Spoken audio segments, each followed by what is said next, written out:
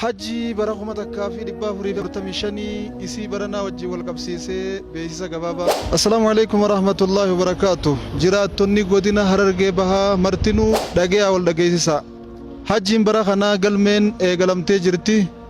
Godinni Harargee Bahaa guutuun bakka itti galmooytan magaalaa Adaree Biyyoo biiroo geejjiba godina Harargee Bahaa ifaa tiraafikaa irraa xiqqoo gad dabartanii biiroo geejjibaa gubbaa gamoo tokkoffaa gubbatti galmaa'uudhaaf carraan banamee jira. Kan galmooytan onlaayinaanii odoo isin hin dabarre yeroodhaan dafaa dhaqaa galmaawaa isin jenna. Warri Rabbiin subhaanahu wa ta'aalaa bara kana dheeytanii hajjii godhuu carraa isiniif laate ifitti laafinaa hajjiin duruu guutamuudhaaf deemti.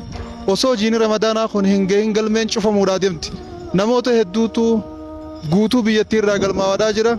Hawaasni keenya ka godina Harargee Bahaa amma dura hin dhageenye waan kana yoo dhaga'uu baattan umarraa dhagayaa wal dhageessisaa.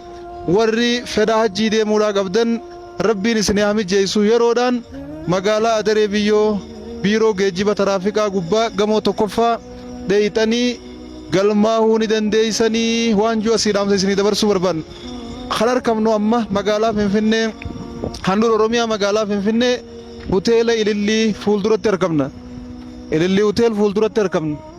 Asitti walgahii dhimma islaamaa wajjin akkasumas dhimma hajjii fi umraadhaa itti gaafatamtoota dhimma hajjii fi umraadhaa warra akka Sheek Jamaal Aliyyi akkasuma pirezidaantii keenya Sheek Jamaal Muusaa akkasumatti qaamota majlisaa kan garagaraa wajjin bakka kanatti teenyee mari'annee gabbaanee dhaamsa isiniif dabarsaa jirra. Akka Oromiyaatti buufata umraa fi hajjii itti galmaawan 12tu jira. San keessaa tokko isa godina Harargee Bahaa magaalaa Harar jiru kanaadha. An akka Anas Muhammaditti godina Harargee Bahaa hawaasa kiyya dhageessisee akka isaan galmaan godhuudhaaf itti gaafatama fudhadheetiin jira waan ta'eef itti gaafatama kiyya san dirqama irra jiru gara keessan dabarseen jira. Rabbi isin haa laaffisu. Hawaasni kiyya yeroon dhaqaa galmaawaa yeroodhaan if galmeessaa maallaqa kafalaa inshaallahu ta'aalaa wanni hundi onlaayina raawwatamti.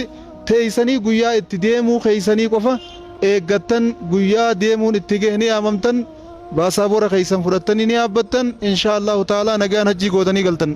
Ammaa yoo galmaa'uu baattan ammoo isin duraa guutamti. Akka Itoophiyaa guutuutti 15,000 yoo ol guddate 18,000 hangasiitu deema waggatti. Amma duruu Itoophiyaa garagaraa kutaalee garagaraa irraa ummanni muslimaa kutaalee garagaraa keessa hedduu jiraami hundi duruu galmaawaa jiran.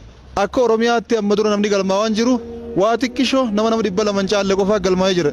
Dafaa saammadhaa osoo kutaaleen biraa isin duraan guunne muradhaa tikeeta keeysan maallaqa firraa kafalaa sirnaa jiraawwadhaa hajjii teeysan nagaan dhaqaa godhaa galaan dhaamsa keenya bakki itti galmooytan irra deebi'an isinii hima. Godina Harargee Bahaa magaalaa Adaree Biyyoo gamoo geejjiba Oromiyaa isii ifaa tiraafikaa gara jalaatiin jirtu gamoo tokkoffaa gubbaadha. Isin hin dabrin carraan kun ana isinis warra hajjii dhaqee nagaan galu Rabbi nu haa godhu.